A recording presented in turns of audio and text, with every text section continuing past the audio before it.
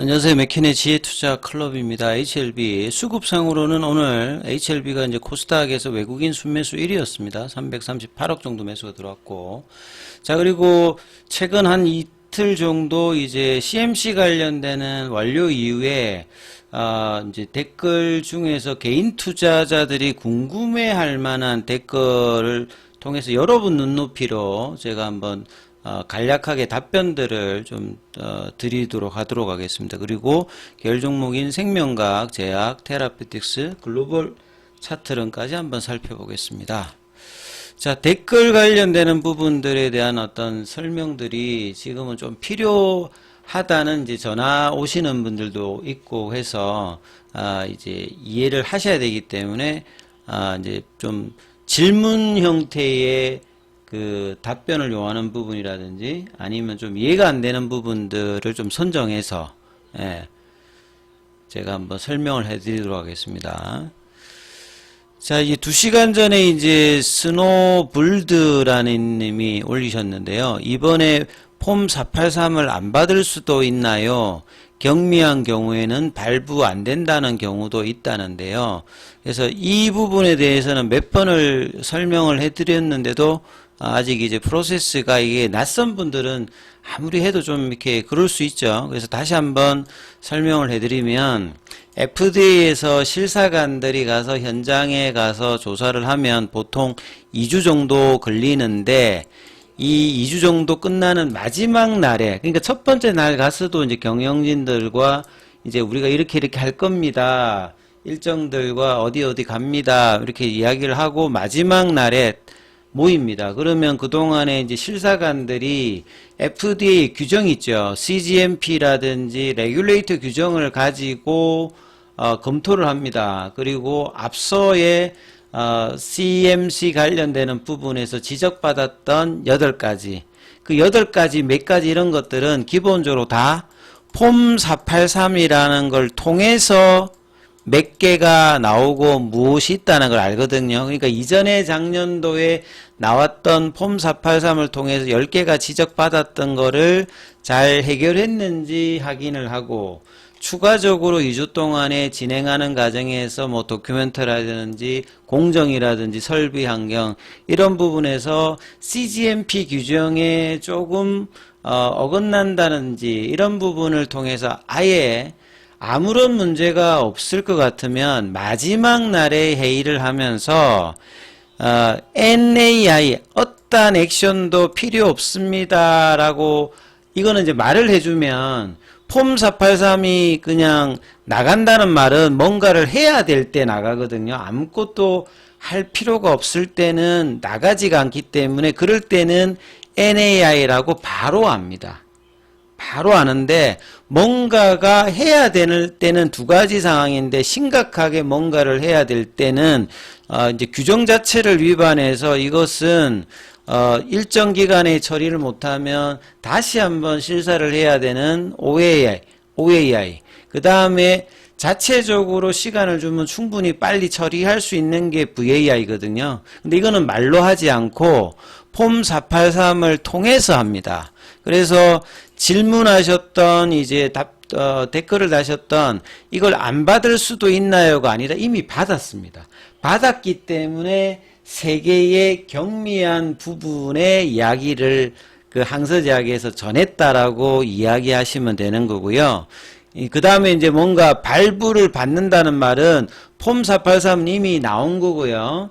이제 그 다음에 이제 중요한 것은 결국 이제 검사관들이 한 달 이내에 나와야 되는 EIR 보고서에, 이건 한 달 있다가 나오는데 EIR 보고서에 이제 처리가 되었다는 VAI나 OAI 등급이 나오느냐. 그러니까 이 등급이 나와야지만 CMC가 종료되기 때문에 요런 어떤 플로우로 이해를 하시면 되겠습니다. 그러니까 뭐 폼 483이고 뭐 NAI고 OAI고 VAI고 EIR이고 참 용어가 어렵지 않습니까? 그러니까 요 그림을 참조해서 차근히 제 설명을 여러 번 들으시면서 이해하시면 이후에 근데 이게 이제 공시로 나가는 게 아니기 때문에 전에 들어서 회사가 이제 뉴스 형태로 나가기 때문에 더군다나 FDA 이런 과정들을 자세하게 설명하는 게 없기 때문에 이제 좀 경험이 낯서신 분들도 있기 때문에 좀 차근히 또 이야기를 드렸고요. 그래서 결론이 무엇인가요? 늘 아리송한 해설이 오히려 스트레스를 받는다는데 사실 뭐 이런 이야기들도 많이 하세요. 근데 제약바이오는 제조업이 아니기 때문에 제조업은 여러분 공장을 통해서 이제 물건들이 나가기 때문에 뭐 신제품이 어떻게 된다 뭐 이런 것들이 좀 이렇게 눈에 보이잖아요. 그러니까 투자를 하실 때 좀 각이 씁니다만 좀 아쉽게도 제약바이오라고 하는 말은 지금 당장에 뭐가 있는 게 아니죠. 그냥 개발 과정을 통해서 그 약물들이 허가를 되어서 상용화되어서 매출 나오는데 시간도 길고 이게 확률적인 개념으로 될까 안 될까 하기 때문에 투자의 항목에서 보면 가장 업종 중에서 어려운 게 제약바이오입니다. 그러니까 결론이 어떻다라기보다는 그 결론을 향해서 이 지금 프로세스로 가면 확률이 높을 건지 아니면 이런 확률에서 어떤 것들이 미진하게 되면 그 결과가 딜레이 된다든지 안 된다든지 이런 이야기를 제가 주로 하니까 그러니까 딱 잘라서 뭐다 이렇게 그 얘기해 달라고 하시는 분이 있겠지만 딱 잘라서 뭐가 이렇다라고 할 수 있는 거는 애초부터 아닌 상황이기 때문에 확률적으로만 이야기하기 때문에 이런 부분들은 좀 이해를 하시고 제 영상을 들으셔야 되고 좀 더 좀 심오한 이야기가 필요하시면 전화를 하셔도 됩니다. 그러면 차근히 또 설명을 해드리는 거고 그 다음에 FDA에서 말하는 뭐 이렇게 날짜들 있잖아요. 이게 근데 굉장히 스트릭한 경우도 있고 이게 딱 넘어가는 경우도 있고 그러니까 딱 일률적이지는 않습니다. 경험상으로 본다라고 하면 그러니까 이 안에 안 하면 뭐 문제가 생겨 그러니까 포드파 일정 같은 경우는 딱 있습니다만 이제 이 진행하는 과정에서는 협의가 가능하고 그 다음에 이 답변을 보내는 것도 그 한 번만 하고 끝나는 게 아니라 또 보냈는데 좀 불충분하면 한 번 더 보내고 뭐 이런 과정들도 있기 때문에 그 예를 들어서 이제 뭐 이렇게 15일 안에 뭘 해야 된다. 며칠 안에 매 해야 된답니다. 이거는 이제 기준을 이야기하는 거고 최대한 여기에 할 때 이제 투자자 입장에서는 빨리 될수록 저는 이제 좋다라고 이야기하는 거고 이게 이제 디레이 된다든지 일정을 빡빡빡 채워가면 투자자 입장에서는 이게 좀 깝깝할 수도 있겠죠. 근데 이제 기준되는 스탠다드 날짜들은 저렇다 이렇게 이해를 하시면 되겠습니다. 그래서 15일 안에 처리할 수 없는 걸 15일을 하지 않겠냐가 아니라 15일 안에 처리할 수 있는 내용이라고 회사에다 이야기했는데 그 회사의 능력으로 이걸 못하게 되면 아예 우리는 15일 안에 하라고 했는데 못하면 회사에서 그런 식으로 이야기를 합니다. 이거는 우리가 이 기간에 못할 것 같다. 그럼 협의를 또 한다. 이렇게 이해를 하시면 될 거고요. 그 다음에 항서제약에 대해서 이제 이렇게 이야기하시는 분들도 많으신데 엄청 거대 기업인데 R&D 기준으로는 중국에서는 넘버원이고 빅파마 쪽에서도 보면 상위 이제 탑 50 안에는 들어가거든요. R&D가 매출액 기준으로 해서 20%가 넘고 하고 있기 때문에 그래서 또 지적받았던 게 믿기지 않네요. 이 말도 많이 하시는데 항서제약이 그간의 메인인 것은 제네릭 중심의 의약품이고요. 뭐 마취제라든지 조영제 이런 거고 그 다음에 이제 FDA에서 이런 실사를 받았던 부분은 제네릭이 관련되는 부분이고 대부분 케미칼 쪽입니다. 그러니까 저분자 함물질이라든지 이런 거고 바이오 의약품으로 캄넬륨과 같이 이런 어떤 이제 생물학적 제재는 한 번도 받아본 적이 없고요. 본래부터 이제 빅파마도 바이오 의약품 같은 경우는 단박에 이 CMC를 통과하는 경우는 그렇게 많지가 않습니다. 그러니까 보편적으로 바이오 의약품 같은 경우는 거의 절반 정도는 대부분 다 CMC를 받는다라고 보시면 됩니다. 그만큼 생물학적 제재는 리액터라고 하는 공정과 이제 뭐 퓨리피케이션이라는 정제 과정을 하는데 이게 왜 일정하지 않냐면 항상 그 이제 세포주 개발로부터 해서 만들어내는 과정이 할 때마다 온도, 환경, 여건에 따라서 다 다릅니다. 그래서 그걸 얼마만큼 오차가 없이 일정하게 만들어내는 게 경쟁력이기 때문에 항서제약이 파트너십으로 이 부분의 영업 비밀이라고 하는 것도 그런 연유다 이렇게 보셔야 되기 때문에 엄청 거대 기업인데 이거 하나 못하는 게 아니라 FDA에서 가장 어려운 허가 과정에 있는 게 CMC거든요. 특히나 생물학적 저해는 그렇다라고 이해를 하시면 좋으실 것 같습니다. 그 다음에 이제 항서제약에서 CMC에서 3건의 지적사항을 받았고 15일 이내에, 근데 이게 이제 뭐 칼렌더 데이냐 뭐 이걸 이야기하시는 것 같은데, 그러니까 보통 이제 그 부분의 날짜는 이제 빼고 이제 영업일로 보통 계산한다 이렇게 이해를 하시면 될 거예요. 예.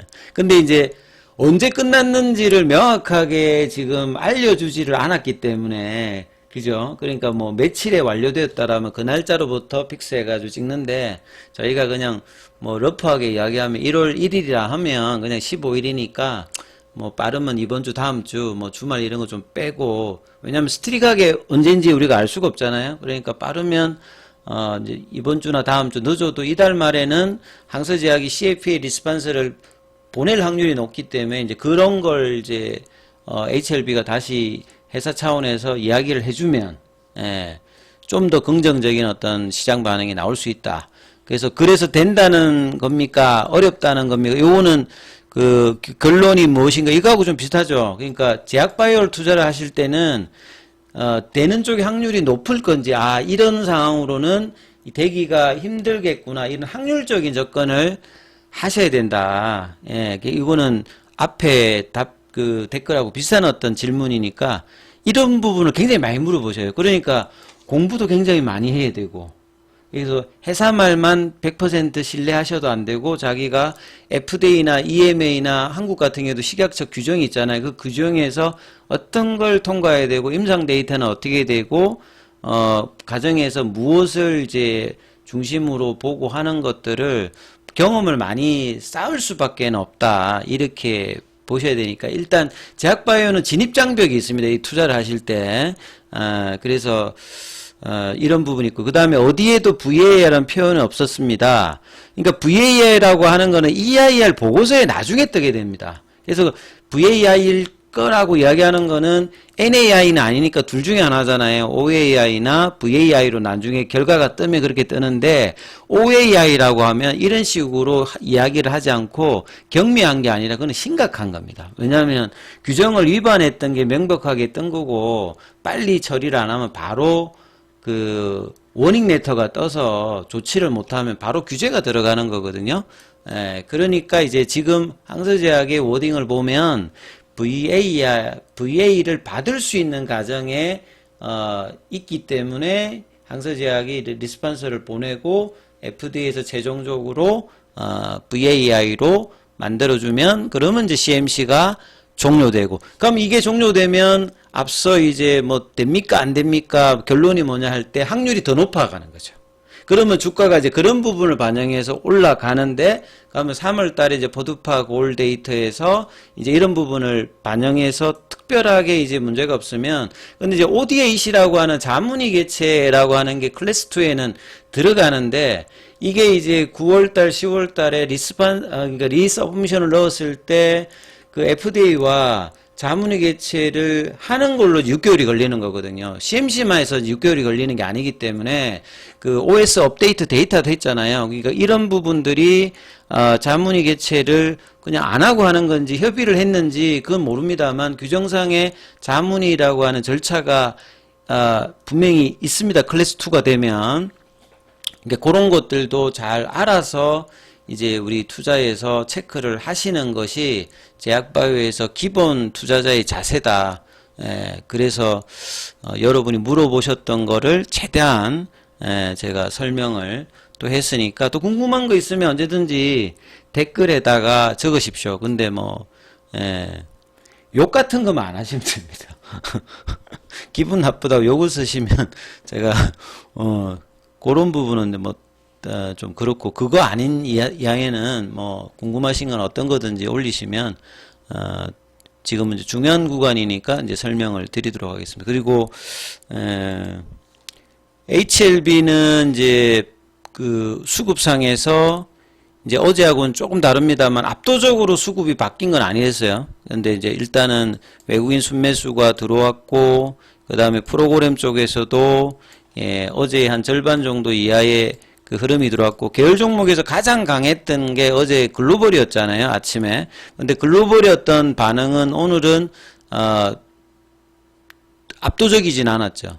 오히려 이제 제약이 종가상으로는 6.4이니까 뭐 이노베이션 이런 거 빼고 나면 그 한 5개 중심으로 봤을 때는 시가총액으로 봤을 때는 제약이 그래도 제일 강하게 움직였죠. 장중에 오장 2시 넘어서는 26,100원대까지 올라갔다가 흐름인데, 결과적으로 보면 이제 일봉뿐만 아니라 이제 주봉 라인에서도 요 볼린저 밴드 상단 부분을 넘어가야, 볼린저 밴드라고 하는 의미 자체가 추세를 강화시키고 변동폭을 키우는 어떤 라인이니까, 저걸 넘어가면 우리 투자자들이 바라는 급등의 흐름이 갈 수 있는 어떤 구간이니까, 그걸 앞두고 지금 저항을 맞고 있는 거거든요. 주봉이든 일봉이든. 그래서 이 구간을 거래량을 통해서 이제 관통하기 때문에 거래량이 터지는 걸 계속 제가 이야기를 하는 것들의 의미는 뭐 신규 매수와 공매도의 커버링이 이제 들어왔을 때 급등이라는 게 나온다는 것을 이해하셔야 되고, 그러면 그런 것들이 2월 달에 어떤 CMC 관련된 기대감이 높으면 그 거래량이 좀 더 강하게 들어온다, 이렇게 이제 유추를 하시면서 흐름을 보셔야 되는 거죠. 그리고 테라피틱스 같은 경우는 좀 아쉽게 이제 일단 12,000원 위로는 올리지 못했어요. 그러니까 요것도 다음 주 한 수요일 이내에 12,000원 위로 올려야 본래의 강한 견고한 라인을 하면서 이제 다시 올라갈 수 있는 흐름을 만들기 때문에, 그 강한 종목들은 이렇게 1차적으로 뭐 이렇게 일시적으로 빠졌다라고 빨리 들어올리거든요. 그렇게 해야 본래의 흐름으로 가기 때문에 다음 주 이제 뭐 수요일 이전까지는 이 흐름을 계속 지속적으로 일단 보셔야 될 거고요. 자, 글로벌 같은 경우에는 일단 4,500원대, 그 다음에 생명과학 같은 경우에도 뭐 HLB 마찬가지로 볼린저 밴드 상단 가격이 여기는 오늘 기준으로 11,200원대죠. 오늘 장중에 보시게 되면 그 5장에 11,070원까지, 그러니까 그 부분까지 붙여놨다는 부분이니까, 이게 이제 연속된 흐름으로 내일 나오면 가장 그나마 그래도 다음 주를 또 기대감으로 볼 수 있거든. 그러니까 설 전까지는 최대한 주가가 올란 상태에서 이제 CMC 결과를 봐야 3월달 포드파 확률이 올라가는 어떤 구조고, 주식시장은 항상 좀 선제적으로 반영하는 거니까요. 나중에 결과를 보고 올라가는 것보다는 미리 그 부분을 반영해서 올라가는 게 지금 주가에서는 핵심이기 때문에, 그래서 굉장히 중요한 기간이다, 이렇게 이해를 하시면서 흐름 챙겨보시기 바라겠습니다.